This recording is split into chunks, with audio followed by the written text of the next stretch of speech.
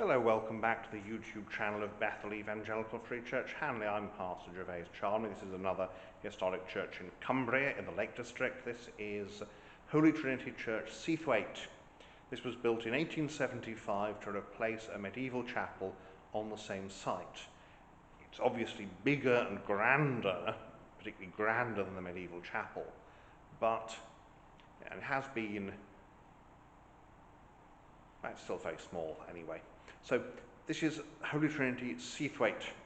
It's nowhere near the sea, but I suspect obviously the derivation, etymology of Seathwaite comes from something other than sea. I expect, I may be wrong, but we'll have a look around and see some of the salient features here. As usual, then, we begin at the back, at the west end, and see it's in a vaguely early English style. It's a simple style, it's an attractive style, it's one that's quite often used in these little Lake District churches. This is the font, which is Victorian, and here we have a picture.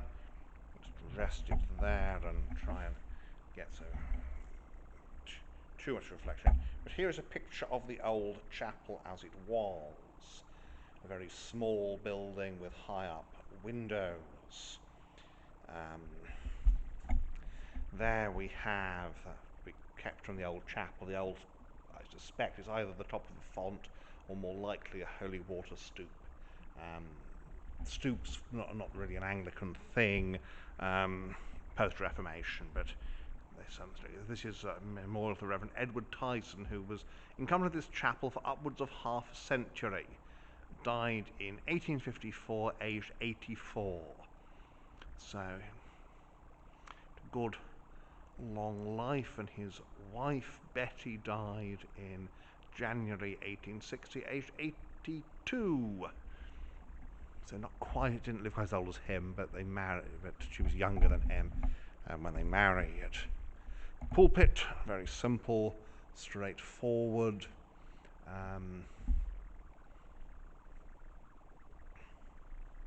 Nice big organ there in the chancel. We do have the commandments. They're painted on the north wall of the chancel here. As usual, this is the version in Exodus chapter 20 rather than the version found in Deuteronomy chapter 5. Triple lance at east window, angels adoring Christ. There's a good shepherd there. Here we have a memorial to the Reverend Richard Walker, who was 15 years, he's priest of this parish, which tells us he's more of the high Anglican sort, and he was the man really behind the rebuilding. There we have the angels at the end of the age gathering in the grain. So there we go, looking west. It's still a very small building. Those things hanging from the ceiling are heaters, probably infrared. They're there to heat the congregation. Very important in the winter. I first came here in the winter after driving over the Hard Knot Pass, and I'll tell you, if you ever think of driving over the Hard Knot Pass, don't. It's not worth it. The year it takes of your life just going over there. Now, make sure you've got a good car, make sure you've got good tyres, and make sure that you realise that there are occasions where your car will be practically vertical rather than horizontal. So that is the inside here at Seathwaite, where many have knelt and given thanks for a safe deliverance from the Hard Knot Pass. So let's go outside now.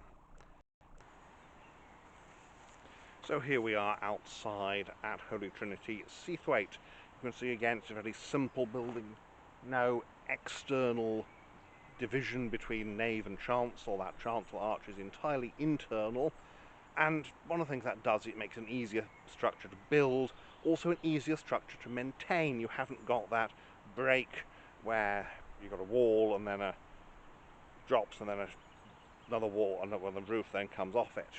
You've just got this continuous roof line, which is very useful. So we'll have a look around the outside, and yeah, this is one of the loveliest parts of the Lake District. And the Lake District is in general one of the loveliest parts of England. So, well, again, depending on what you like. So we'll have a look around now. So we start outside tour here at the main gate of the churchyard. This is where you come in if you've parked at the parish room, and if you haven't, why not? Well, because if you're coming for the hard knot pass, you don't know that. You can see that external buttress. That is where the break between the chancel and the nave is. Porch. The stonework here is not pretending to be anything it's not. We've got a good number of memorials here. The churchyard has not been mown. This is to promote wildflowers and to save on mowing. Both of which are good things, by the way. I am not criticising them for wanting to save on mowing at all. So there we have it. Sorry about that sudden movement. I realised that the camera had drifted away a bit. And here we are. You can see up there that outcropping and the ferns, and it's just such a lovely sort of lovely Lake District scenery really up here. See there, that beautiful little church, the vestry off on one side. The medieval chapel would have been slightly smaller, I expect, but not by very much. I don't think the population had grown over the years. Again, it was a chapel. It was not a parish church. It was only later in the Victorian era became one. The vestry here, this little leaded window, and its little sign saying, "Stuff in here has been marked, don't steal it." And of course, don't steal it. Don't steal at all. Stealing is bad. There is a little village here. There are a few houses gathered around the church. There is a pub not very far away. And there is a little river running by. And there you can see the organ chamber and the vestry. And so that is Holy Trinity, Seathwaite. So there we have a quick tour of Holy Trinity, Seathwaite in the Lake District. Beautiful church, and if you're ever in the area, it's a great area to come to. When this is early summer now, so this is early June, I'm filming this, and it's a Monday, so it's not very, very busy. I expect it gets incredibly busy in the school holidays and this area, because it's a beautiful place. It's plenty of walking, plenty of things to do. So thank you for watching, and may God bless you and keep you until next time.